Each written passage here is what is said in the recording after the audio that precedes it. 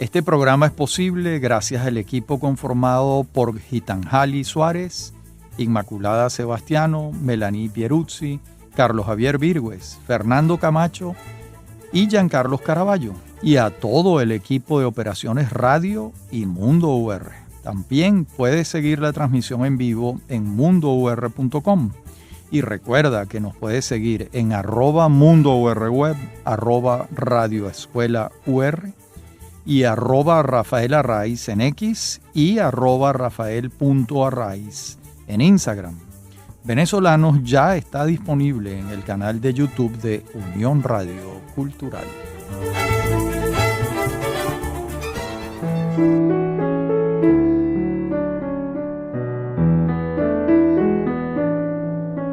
Bienvenidos todos a Venezolanos, un programa sobre el país y su historia. Y hoy iniciamos una nueva serie que se titula La cultura en el siglo XX venezolano. Y aunque para Mariano Picón Salas el siglo XX realmente comenzó el año de 1936, después de la muerte del general Gómez, la verdad es que a los efectos de nuestra historia vamos a comenzar en el año 1901. Gobierna el país un caudillo tachirense, Cipriano Castro. La nación ha pasado la página de un siglo que se ha ido en una sola guerra, 39 alzamientos militares entre 1830 y 1899. Y desde la costosísima independencia de Venezuela hasta el sol del siglo que despunta, los venezolanos han pasado sus días en medio de muchas circunstancias. Pero, sin embargo, las artes, el periodismo, la literatura han aportado sus trabajos. Hay unos intentos modernizadores en el siglo XIX por parte de Guzmán Blanco. Se funda entonces el Instituto de Bellas Artes. Aparece la revista Cosmópolis. Aparece la revista El Cojo Ilustrado. Todas estas son iniciativas privadas en su mayoría. Del Instituto de Bellas Artes no, una iniciativa del Estado. Y están en curso la obra de los pintores. Carmelo Fernández, Martín Tovar y Tovar, Arturo Michelena, Cristóbal Rojas, y están ya terminadas las obras de los escritores Andrés Bello, Fermín Toro, Rafael María Baral, Juan Vicente González, Eduardo Blanco, Pedro Emilio Col, Juan Antonio Pérez Bonalde. Y los músicos ya han hecho sus aportes, la Escuela de Chacao, las bandas, algunas orquestas regionales. Y son estas algunas manifestaciones que dan fe de la ebullición del espíritu creador en el siglo XIX. Pero nosotros vamos a ver el siglo XX, ¿verdad? Que es al que nos vamos a dedicar en sus expresiones culturales. Bien, entonces por años quedó en el recuerdo de los venezolanos la singularidad del encuentro que había tenido lugar con la gran exposición con motivo del centenario del nacimiento del Libertador. En 1883, Guzmán Blanco organiza en su gobierno, con motivo del centenario, una gran exposición que trajo distintas obras, no solo pictóricas, sino obras alusivas en otros formatos a la vida del Libertador y a la situación del país para entonces.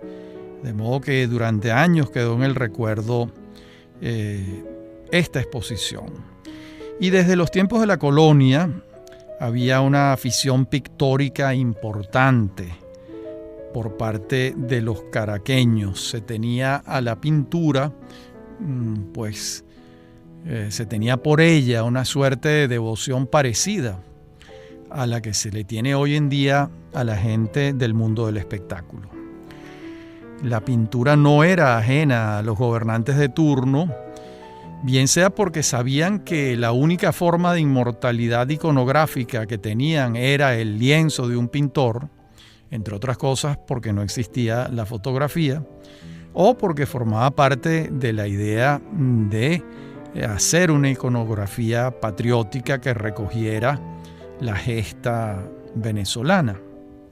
En todo caso, vamos a tener que en el año 1904 el edificio destinado a la Academia de Bellas Artes es concluido y se reforma el PENSA, los PENSA de estudios. El director de la academia entonces es Antonio Herrera Toro, quien va a suceder en el cargo a Emilio J. Mauri. Recordemos que Antonio Herrera Toro, un extraordinario pintor, se inició como asistente de Martín Tovar y Tovar y trabajó en muchas de las obras de Tovar y Tovar, e incluso una vez fallecido Tovar y Tovar, Herrera Toro termina algunas de ellas. Y en el año 1909, 5 años después, allí reciben clases en esa academia los futuros integrantes del famoso Círculo de Bellas Artes. ¿Quiénes son los integrantes del Círculo de Bellas Artes? Manuel Cabré, Antonio Edmundo Monsanto, Carlos Otero, Abdón Pinto, César Prieto, Marcelo Vidal, Próspero Martínez, Rafael Monasterios y Armando Reverón. Y todos se rebelan ante el magisterio de Herrera Toro por sus métodos convencionales de enseñanza. Sobre este particular dice Luis Alfredo López Méndez en un libro que escribe sobre el Círculo de Bellas Artes. Voy a citar lo que dice López Méndez.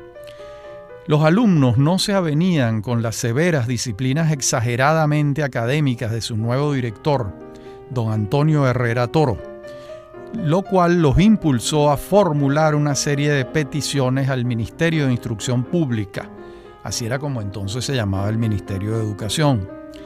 Peticiones que no fueron atendidas a pesar de ser muy limitadas y además lógicas.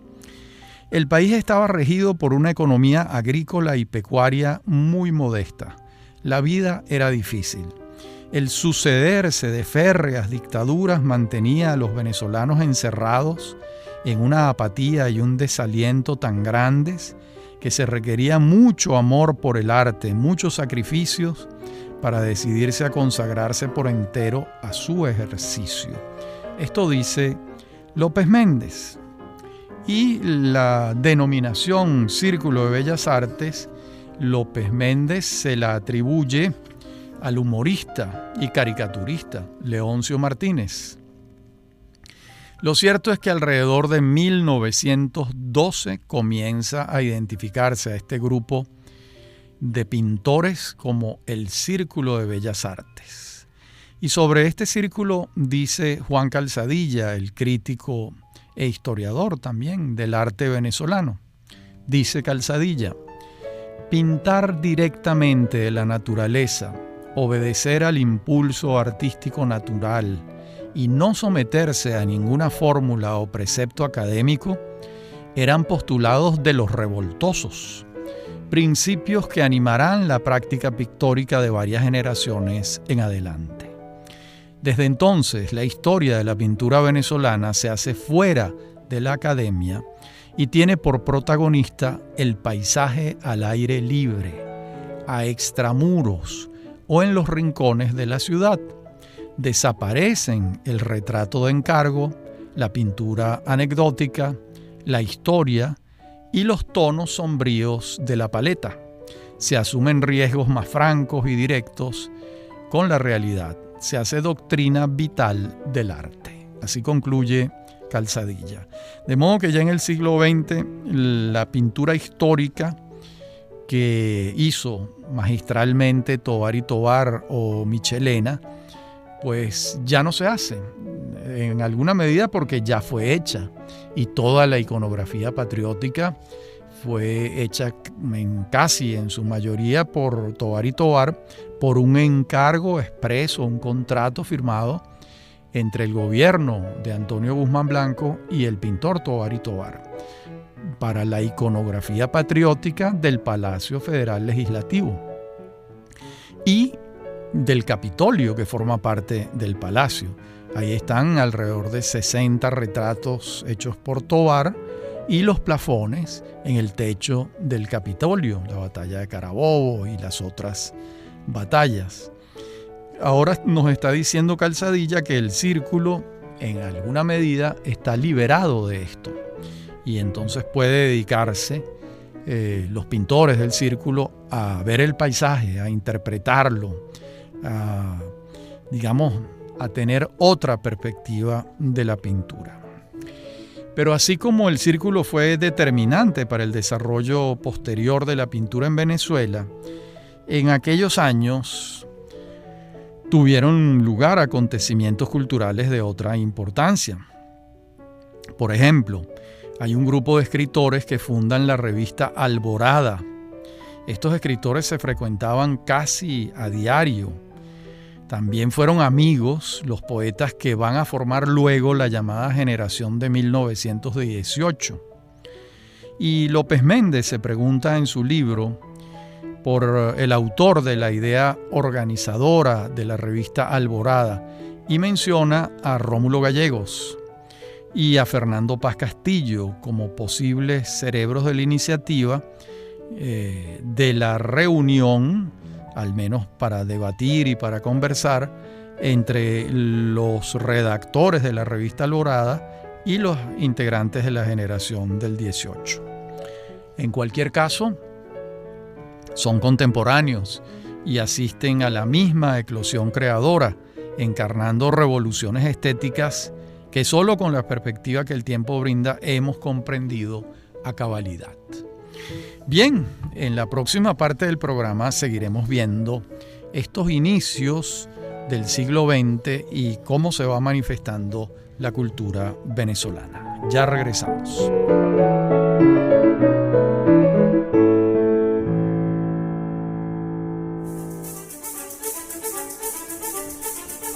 En breve continúa Venezolanos. Somos Unión Radio Cultural.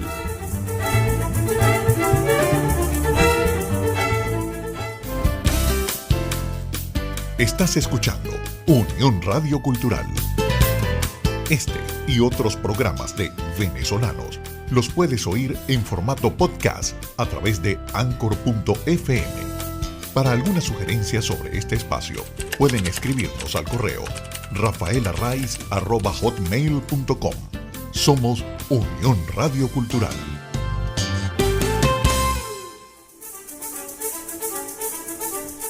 Estamos de regreso con Venezolanos.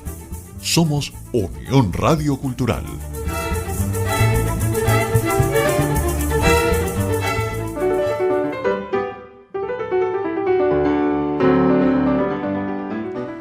Hablábamos de la revista y el grupo Alborada, del Círculo de Bellas Artes y de los poetas de la generación del 18.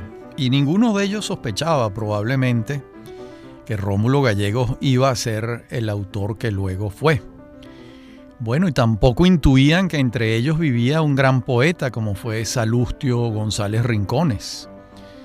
Tampoco podían imaginar que aquel nervioso muchacho llamado Armando Reverón, recién regresado de su periplo europeo, iba a llegar a ser el maestro que fue. Pocas veces en el decurso de nuestras artes se ha dado una relación integradora más estrecha que la que se dio entre los pintores del círculo, los narradores de la revista Alborada y los poetas, futuros integrantes de la generación de 1918. Y en la acera del frente, el general Gómez ya comienza a tener a su lado un elenco intelectual nada despreciable. Pedro Manuel Arcaya, Laureano Vallenilla Lanz, José Gil Fortul, César Zumeta, dan cuenta de la batería que está dispuesta a discurrir en favor del dictador con argumentos y a detentar los cargos más altos del aparato burocrático de la nación. Bueno, entre ellos especialmente un libro que se titula Cesarismo Democrático, de Vallenilla Lanz. Bueno, un libro que, al margen de lo intolerable que resulta justificar una tiranía, ofrece análisis valiosísimos sobre las causas y las razones de la conformación sociológica de la venezolanidad. Y además es imposible dejar de lado las obras de José Gil Fortul o de Arcaya. Por más que el endoso que le dispensaron a Gómez sea difícil de respaldar desde un espíritu democrático, pero lo interesante, lo fascinante de todo esto es que convivían en un suelo venezolano unos pensadores de valía, de entidad, como los que acabo de mencionar, que estaban respaldando el poder, y unos creadores menos atendidos por la mirada inescrutable del benemérito, que era como llamaban al general Gómez. Bueno, como todos los grupos de artistas, además de sus proposiciones coyunturales, el valor del Círculo de Bellas Artes viene creciendo con el aporte de sus integrantes, eso está clarísimo. Para 1918 este grupo ha desaparecido y ocurre igual con los que se nuclearon alrededor de Alborada. Lo que hace del Círculo una agrupación importante es la decidida apertura que significó para la pintura, es decir, sacar a la pintura de los muros de la academia. Fue una suerte de metáfora de lo que se esperaba que ocurriera en el país, es decir, salir de los muros para respirar al aire libre. Bueno, aquella rebeldía frente a la rigidez del discurso académico conservador fue quizás la primera de otras rebeliones que vendrían después. Pues le cupo el honor al pintor dar ese primer paso y decir: no, salimos de aquí y nos vamos al aire libre a pintar el paisaje, nos llevamos nuestros caballetes, nuestros pinceles y nos vamos. Bueno, pero 5 años después a Juan Vicente Gómez no le hacía mucha gracia la actividad del Círculo de Bellas Artes y había ordenado que se les espiara y se vigilara de cerca. Él intuía que en aquellas reuniones se tramaba algo más que el lugar de un trazo o la afinidad de los colores. Bueno, y quizás Gómez estaba intuyendo lo que vendría después, que fue la oposición de los estudiantes a su mandato. Pero eso va a ocurrir en 1928. Pero él estaba vigilante a lo que estaba ocurriendo allí con los pintores y en esas reuniones con los escritores. Y yo no creo exagerar ni un ápice si afirmo que la generación del 18 es de las más significativas de toda la poesía venezolana. Se propuso, según Fernando Paz Castillo, lo siguiente. Voy a citar a el maestro Paz Castillo. Sin reservas de ninguna clase, moral, política y espiritualmente, con los artistas del pasado, la generación del 18, con raíces de tradición inconfundibles, es revolucionaria y de información especialmente francesa. Esto es muy interesante. Y la denominación del 18 se debe al hecho, según apunta Juan Liscano, de haber ofrecido una serie de recitales durante el año 1918 y a la circunstancia de haber nacido todos los poetas que la integraban a finales del siglo XIX. Formaban parte de ella Fernando Paz Castillo, ya mencionado, Andrés Eloy Blanco, Jacinto Fombona Pachano, Luis Enrique Mármol, Enrique Planchart, Rodolfo Moleiro, Luis Barrios Cruz, Pedro Sotillo y, dependiendo del estudioso de este período, José Antonio Ramos Sucre. Algunos estudiosos lo incluyen allí, otros lo dejan fuera porque Ramos Sucre era un solitario y no formaba parte de estas agrupaciones de poetas. Realmente era una isla solitaria. No faltan además quienes incluyen en esta generación a Enriqueta Arbelo Larriba, más por razones generacionales que por compartir la experiencia de esta promoción, que además es netamente caraqueña. En todo caso, estos son los autores que irrumpen en el escenario de la poesía venezolana. Y la crítica acepta como válida esta tesis. Los del 18 vienen a echar por suelo la retórica modernista y traen a cuento el fuego de la mejor cultura europea. Por eso Paz Castillo hablaba de formación francesa.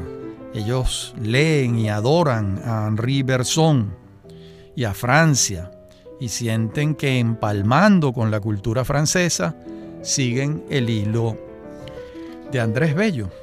Y curiosamente, no todos se precipitan en publicar. Paz Castillo se guarda para años posteriores. Enriqueta Arbelo Larriba hace lo mismo. Andrés Eloy Blanco lanza sus versos al ruedo, ese sí, distintísimos a los textos de su paisano cumanés José Antonio Ramos Sucre.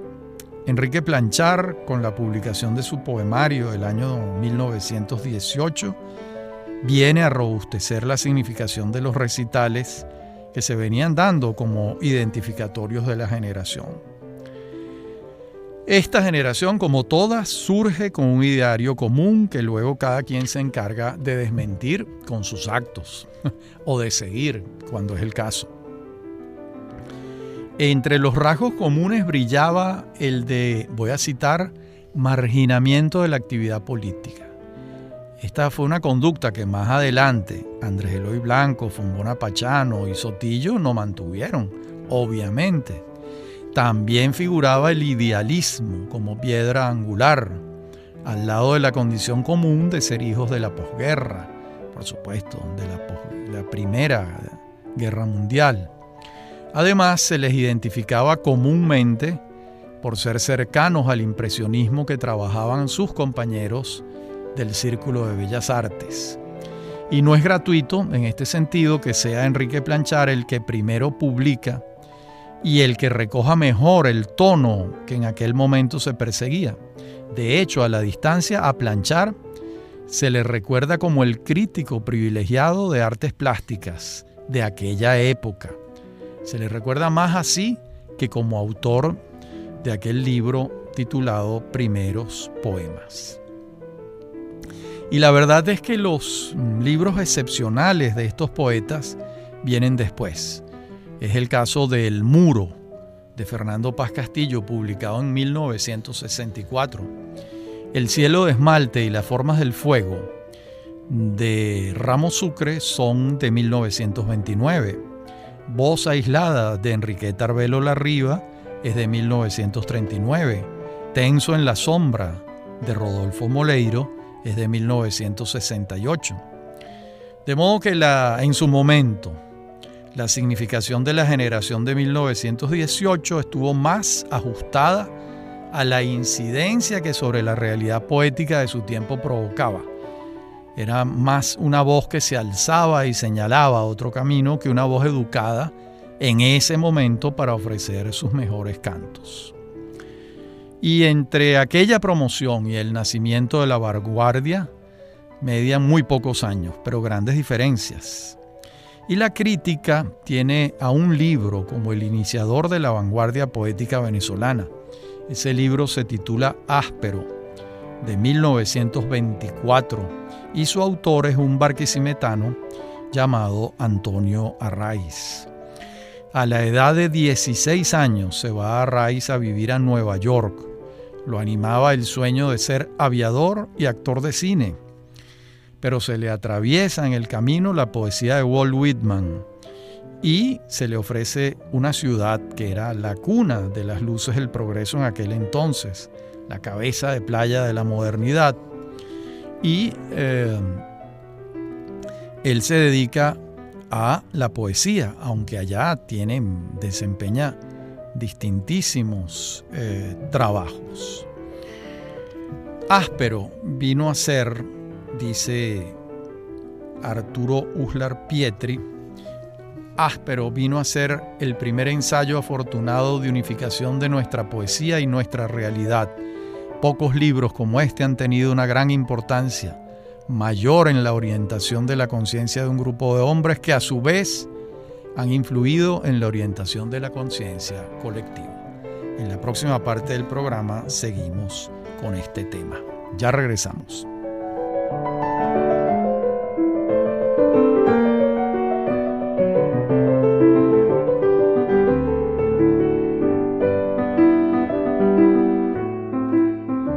Bueno, esa asunción de la americanidad por parte de Antonio Arraiz, la apertura del poema a materias tenidas como deleznables, viene a cambiar el mundo de la poesía venezolana. Por eso se le tiene como un libro vanguardista, en el sentido que abrió un camino importante, ¿no? Y no solo la musa de los poetas visitaba con frecuencia, también la hacía la musa de los músicos. Por estos años se incuba lo que luego vendrá a ser una de las más portentosas generaciones de músicos venezolanos. Me estoy refiriendo a los maestros Vicente Emilio Sojo, Plaza, Calcaño, Lecuna, Moleiro. Movían las piezas sobre el tablero con habilidad, así como leían los pentagramas. Y de estos años datan las fundaciones de dos instituciones importantes para la música venezolana, el Orfeón Lamas y la Orquesta Sinfónica de Venezuela. Y la Universidad Central de Venezuela, por su parte, aunque vigilada por la mano larga del general Gómez, no puede dejar de albergar el debate y la fuerza de aquella juventud inconforme, y será tierra propicia para las manifestaciones que vienen. Será oído de las voces que desde el exilio llegan hasta los estudiantes que sueñan con un país distinto, y al alero de la dominación gomecista el país avanza en su proceso institucional. Sería inútil negarlo.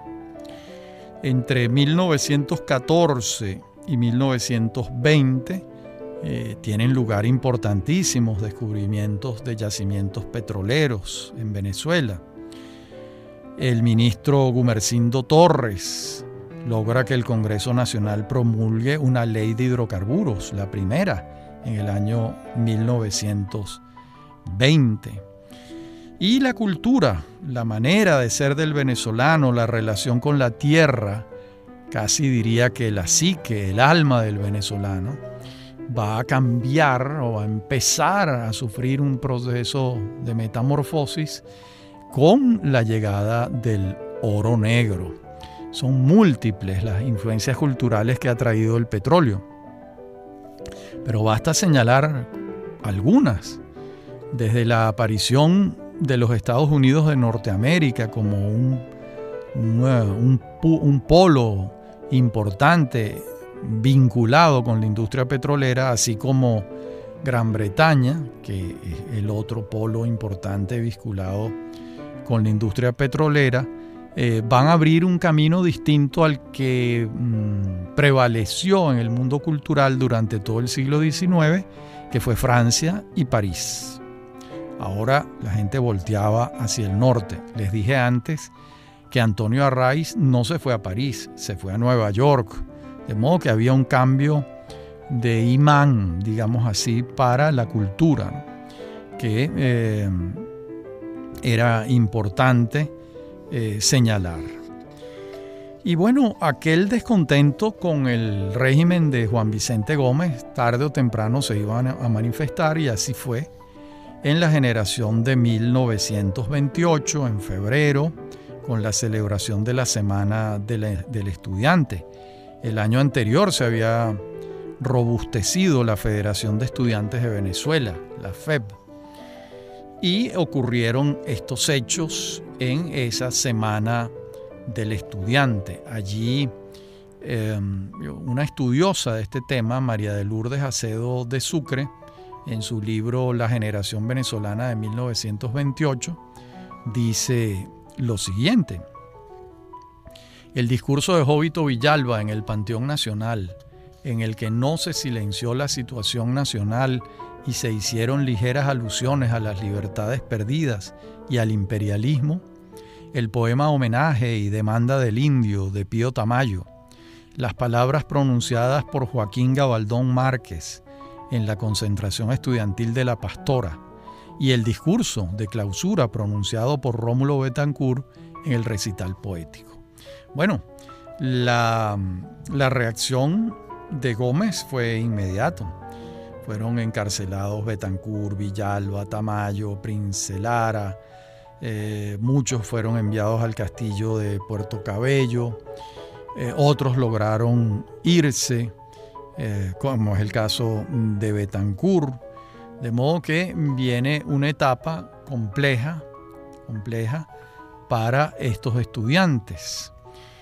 Y aparecen también otros poetas, como Pablo Rojas Guardia, que acuñó un verso que fue muy famoso en su tiempo. Decía: amanecimos sobre la palabra angustia. Y según Lizcano, un estudioso excepcional de toda la historia de la cultura venezolana, la camada vanguardista estuvo integrada también por Carlos Augusto León y Luis Castro, fallecido muy joven. León tuvo una vida muy larga y cultivó el haiku esencialista. El haiku es una forma poética venida del Japón. Bueno, y también hubo manifestaciones culturales al margen del tema político. Es el caso, por ejemplo, de la revista Válvula. Es el caso de la publicación por parte de Arturo Uslar Pietri de un libro que se titula Barrabás y otros relatos en el año 1928. Antes, Pocaterra ha publicado, me refiero a José Rafael, sus Memorias de un venezolano de la decadencia. También en estos años Julio Garmendia entrega a la imprenta el libro La tienda de muñecos. Y el año de 1929 va a ser un año estelar para la literatura venezolana, porque son publicados Doña Bárbara de Rómulo Gallegos, Memorias de Mamá Blanca de Teresa de la Parra, Las formas del fuego de José Antonio Ramos Sucre, y todos alejados de la vida política de aquel momento. Gallegos está concentrado en sus libros, de la Parra está en Europa y Ramos Sucre también está en Europa, batallando contra los fantasmas del insomnio. Y por su parte, Amábilis Cordero en Barquisimeto, en el mismo año de la revuelta estudiantil, concluía su primera película, que se titula Los milagros de la divina pastora, y se entusiasmaba con la construcción de unos estudios cinematográficos con los que había soñado muchas veces. Entonces el cine comenzaba a tener importancia para las esferas del poder, pero aún no se le respaldaba fehacientemente. Las iniciativas culturales individuales tenían poco respaldo de las instituciones. Quizá por ello las empresas colectivas emergían con más arrojo. El Ateneo de Caracas, por ejemplo, es fundado el año de 1931 por un grupo mayoritariamente femenino que se resistía a ver pasar sus días bajo la sombra de un samán. Allí estaban Eliselvira Zuluaga y Ana Julia Rojas, entre otras, que fueron las que donaron sus fuerzas a la creación del Ateneo. Después entra María Teresa Castillo, que fue un motor extraordinario, ¿verdad? Y bueno, durante el gomecismo también se publicaba el Nuevo Diario. También fue fundado por el poeta Andrés Mata el diario El Universal en 1909. Y las revistas, en su mayoría de intereses literarios, habían durado algunos años. La revista Actualidades entre 1917 y 1922. Cultura Venezolana duró más, entre 1918 y 1932. Fantoches duró 10 años, entre el año 23 y el 33. Válvula, que mencioné antes, un solo año, en 1928. Y Élite fue fundada en 1925 y estuvo circulando hasta hace muy pocos años. Y los grupos literarios en el interior también surgían. En Maracaibo vamos a tener al grupo Seremos. Allí estuvo Gabriel Bracho Montiel, Héctor Cuenca, Ramón Díaz Sánchez. Y en Caracas surgió un conjunto de extrañísima denominación que se llamaba GOT o GOT, Grupo Cero de Teoréticos. Y a él pertenecían jóvenes que luego fueron protagonistas de la vida cultural. ¿Quiénes estaban en el GOT? Inocente Palacios, María Teresa Castillo, Antonia Palacios, Miguel Acosta Sáinez y otros. Y publicaban una revista valiosa llamada Gaceta de América.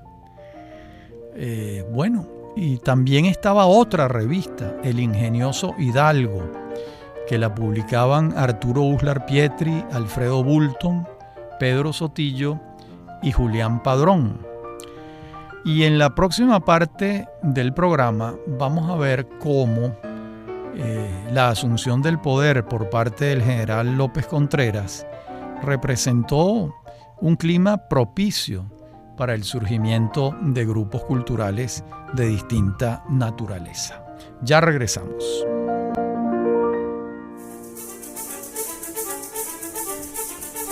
En breve continúa Venezolanos.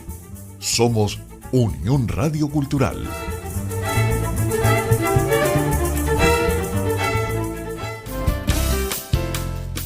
Estás escuchando Unión Radio Cultural.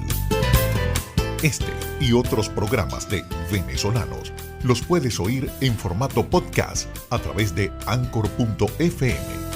Para alguna sugerencia sobre este espacio, pueden escribirnos al correo rafaelarraiz@hotmail.com. Somos Unión Radio Cultural.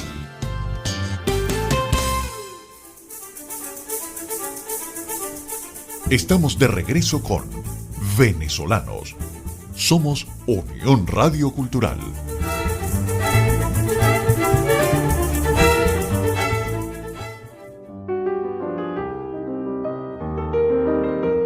Bien, y en esta última parte del programa vamos a ver qué ocurrió en materia cultural cuando el general López Contreras asume el mando. Y la verdad es que hubo una distensión del clima político en algunos aspectos.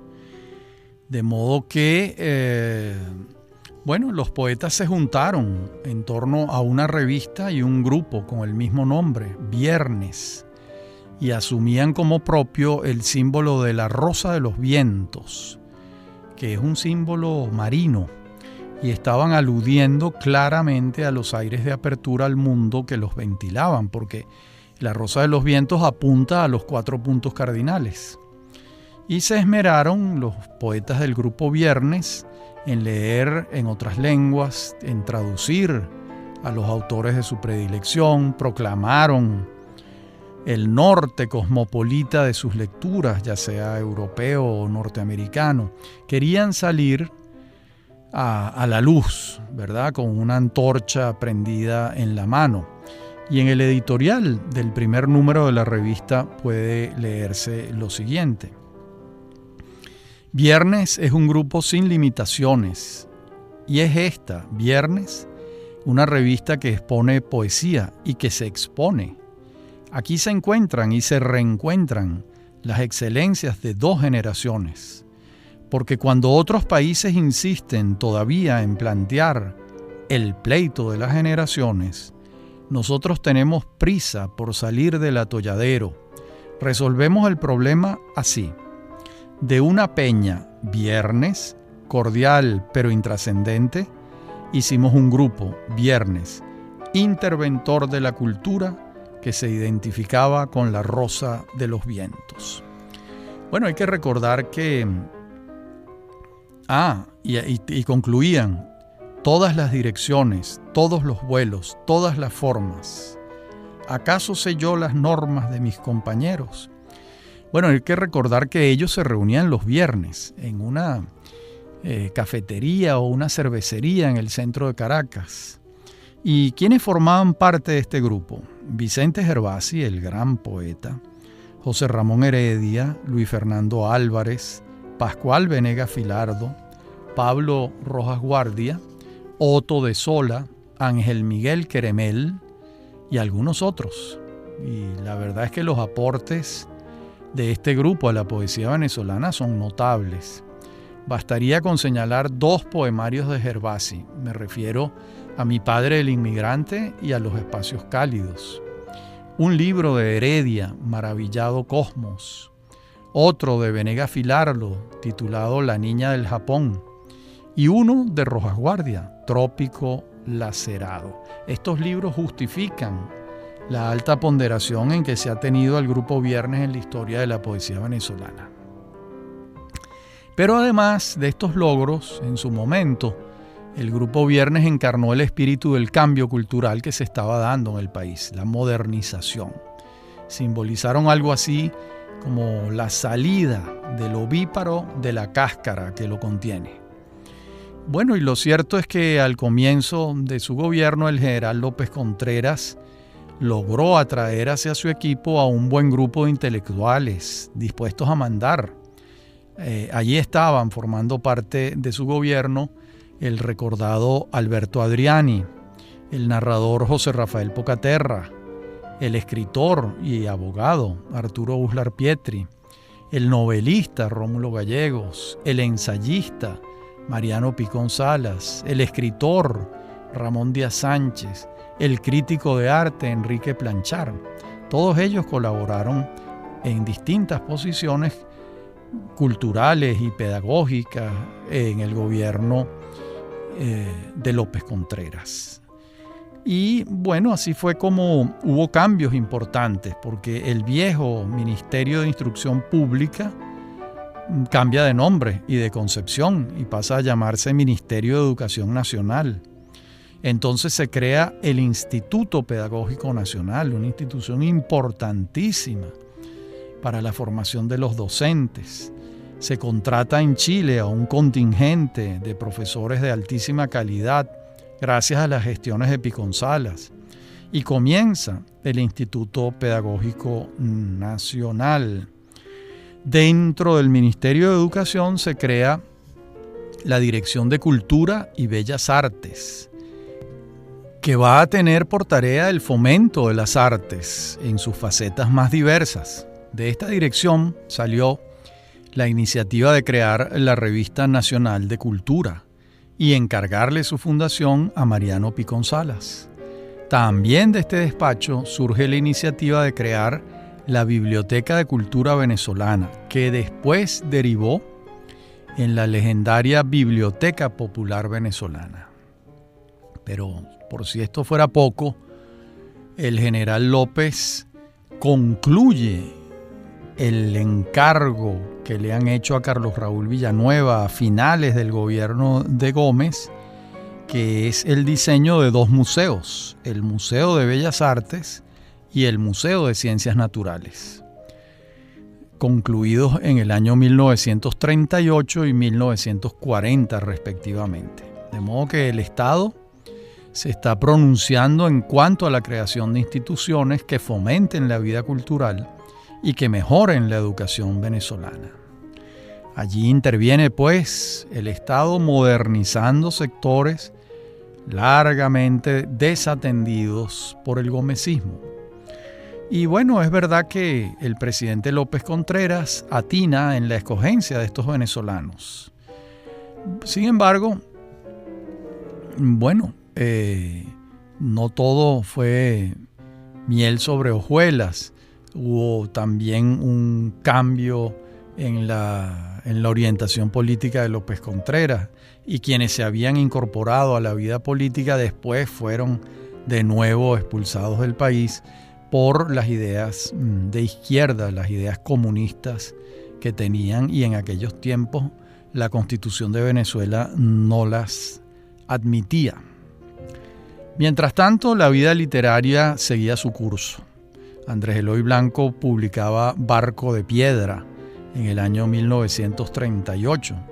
Bueno, está aludiendo a los días en que estuvo preso en el castillo de Puerto Cabello. Ese barco de piedra es el castillo de Puerto Cabello. Antonio Arraiz publicaba la estremecedora novela Puros Hombres en el año 1938. Allí recogía su experiencia escalofriante de la prisión en la Rotunda. Miguel Otero Silva publica Fiebre en el año 1939. Y en ese gobierno de López Contreras se crean distintas instituciones que vienen a modernizar al Estado venezolano. Se funda la Contraloría General de la República, con Gumersindo Torres a la cabeza. El movimiento obrero alcanza sus primeras conquistas.